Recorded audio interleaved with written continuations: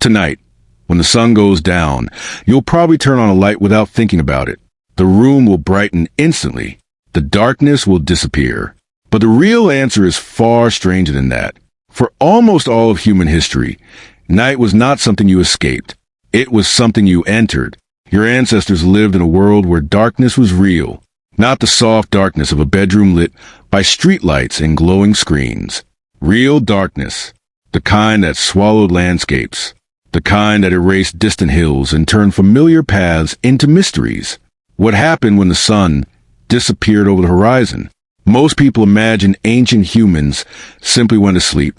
It sounds logical. No electricity, no entertainment, no reason to stay awake. But that picture misses one of the most important chapters in human history. Night changed people. As daylight faded, the world transformed. Colors disappeared. Shadows stretched across the ground. Temperatures dropped. Sound became sharper. Animals that hid during the day emerged from the darkness. Every sunset marked the beginning of a completely different environment. For early humans, surviving that transition required adaptation. It required cooperation. And perhaps most importantly, it required fire.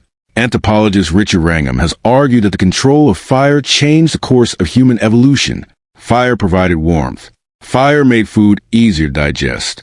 Fire offered protection. But it also created something less obvious. It created a social space. Imagine a small group gathered around glowing flames. Beyond the light lies darkness. Predators roam somewhere out there. Strange sounds echo from unseen places. Yet within the circle of firelight, people are safe enough to relax, safe enough to talk, safe enough to think. That simple scene may have helped shape the modern human mind. During the day, survival demanded attention.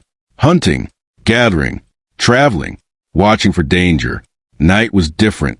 The fire created a pocket of time that belonged to conversation, stories, planning, reflection. Could some of humanity's greatest ideas have begun around those ancient campfires? Researchers studying modern hunter-gatherer groups have found something fascinating. Conversations during daylight often focus on practical matters: food, work, immediate concerns. At night, stories become more common. Myths appear. Lessons are shared. Social bonds grow stronger. The darkness changed what people talked about. Around campfires, knowledge could travel across generations. A skilled hunter could explain a strategy. An elder could describe a dangerous animal. A parent could teach a child about the landscape. Information that might otherwise disappear could survive. In a sense, night became humanity's first classroom. You might think storytelling was simply entertainment, but stories are powerful tools. Cognitive scientist Jerome Bruner argued that humans naturally organize knowledge through narrative. Stories make information memorable. Stories create emotion. Stories help people remember complex lessons. If you wanted a child to avoid a dangerous river, a story might work better than a lecture. Night offered the perfect environment for those stories. The flames moved. Shadows danced. Attention focused on the speaker. There were fewer distractions. The human brain listened. But ancient nights were not only about storytelling. Many people watched the sky. Today, light pollution hides much of the universe. Millions of people have never seen a truly dark night sky. Your ancestors lived beneath a completely different ceiling. The Milky Way stretched across the darkness like a glowing river. Thousands of stars filled every direction. What would that have felt like? For ancient humans, the sky was not background scenery. It was information. It revealed seasons. It suggested directions. It helped people navigate unfamiliar terrain. Long before maps existed, stars acted as guides. Researchers believe that astronomical observation played a major role in many early cultures. People learned patterns. Certain stars appeared during specific seasons. Constellations became memory tools.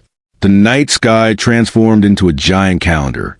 Every evening brought another lesson. Some nights were devoted to rituals. Human beings appear to have practiced symbolic behavior for tens of thousands of years.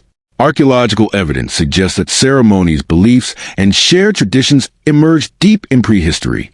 Darkness often amplified these experiences. Firelight creates unusual visual effects. Faces appear dramatic. Shadows move unpredictably. The atmosphere feels different from daytime life. Rituals performed at night can feel powerful and memorable. They strengthen group identity. They reinforce shared beliefs. Humans are social creatures. Belonging matters. Night gatherings help create that sense of belonging. Yet not everyone slept peacefully. The darkness contained risks. Predators hunted after sunset. Large cats, hyenas, wolves in some regions. The danger was real. Groups often relied on vigilance. Someone remained alert. Someone listened. Someone watched. Sleep itself may have looked different from modern sleep. Historian Roger Kirch became famous for researching what he called segmented sleep. Evidence from pre-industrial societies suggests that many people naturally experienced two periods of sleep separated by a period of wakefulness. Individuals might sleep for several hours, wake during the night, then return to sleep later. That pattern may sound strange today, but it raises an interesting possibility. What if waking in the middle of the night was once normal? During those quiet hours, people prayed, reflected, talked, maintained fires, or simply sat beneath the stars. Modern life often treats uninterrupted sleep as the only correct pattern. Human history may tell a more complicated story. The darkness also changed the brain. Psychologists have long studied how environments influence attention and emotion. At night, sensory information decreases.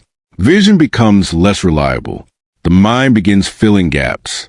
Imagination becomes more active. Have you ever noticed how a small sound seems louder in darkness? A coat hanging on a chair can briefly resemble a person. A distant noise can seem mysterious.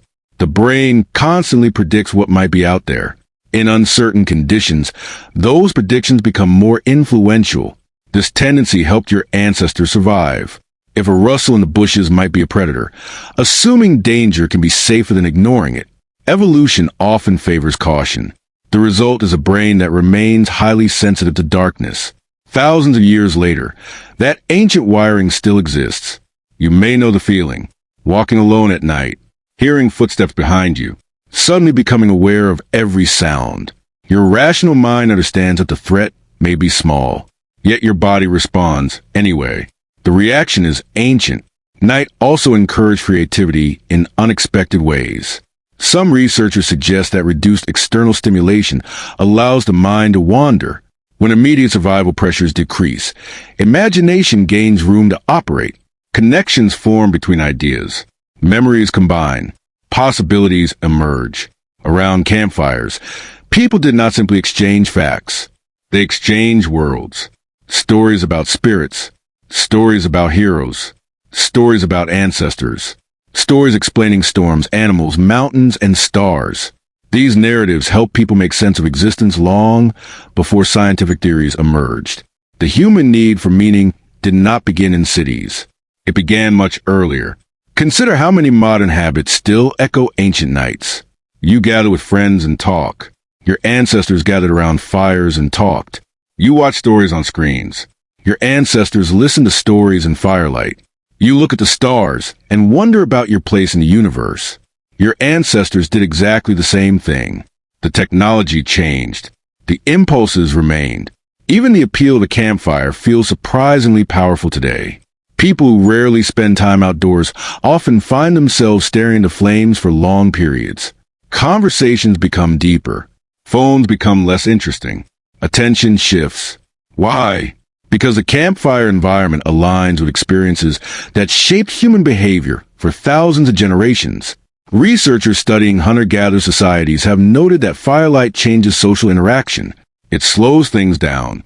It encourages listening. It creates intimacy.